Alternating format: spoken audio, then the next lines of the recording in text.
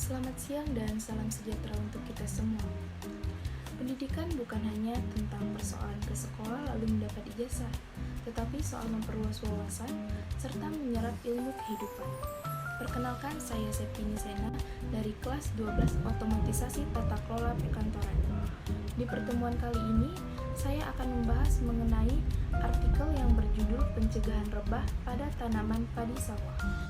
Menanam padi pada saat musim hujan adalah berkat tersendiri bagi petani, karena kebutuhan air akan terpenuhi, terlebih bagi lahan sawah yang perairannya mengandalkan air hujan saja.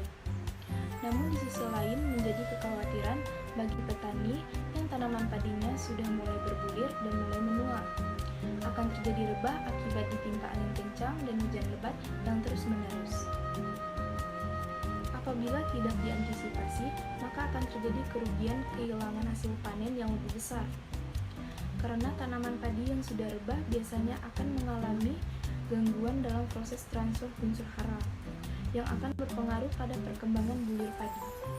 Tanaman padi yang terlalu subur akan semakin rentan untuk rebah, karena batang padi tidak kuat menopang daun dan bulir padi. Terlebih lagi saat musim hujan tiba, bulir padi semakin berisi, menguning, dan batang padi semakin menua, sehingga tidak kuat dan mudah terkena rebah karena tiupan angin dan hujan. Rebahnya tanaman padi akan menyebabkan sulitnya proses pemanenan dan akan menambah biaya pemanenan, serta akan menurunnya hasil panen. Banyak hal yang telah dilakukan oleh petani dalam mengendali rebah, salah satunya adalah melakukan pengikatan pada padi. Tetapi hal ini tidak maksimal. Apabila batang padi rebah saat bulir masih berproses pengisian, batang padi yang rebah didirikan kembali lalu diikat masih belum maksimal dalam pengisian bulir. Oleh karena itu, kita harus ketahui terlebih dahulu faktor-faktor penyebabnya.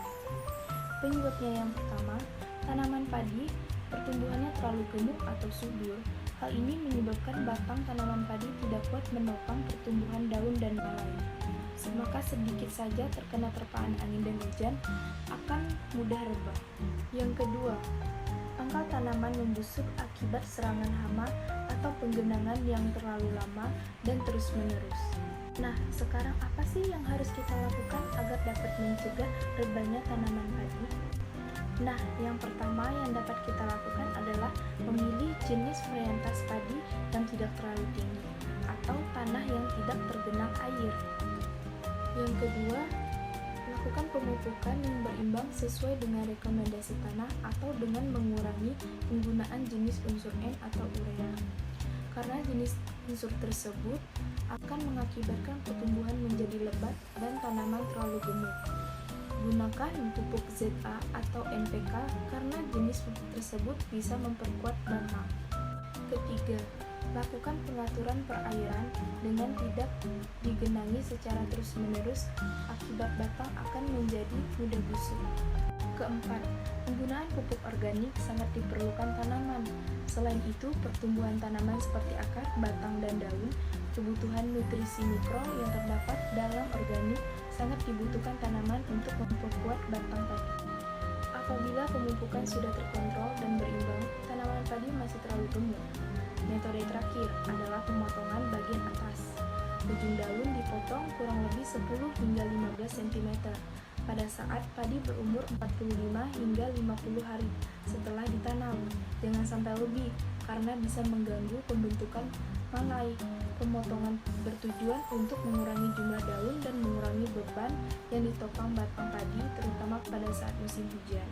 Nah, dari artikel yang saya baca ini, saya menyimpulkan bahwa ketika kita ingin menanam padi di sawah, kenali terlebih dahulu jenis padinya dan kenali juga jenis pupuk yang akan kita pakai nantinya. Dan kita harus rajin-rajin mengontrol padi tersebut setelah dipupuk.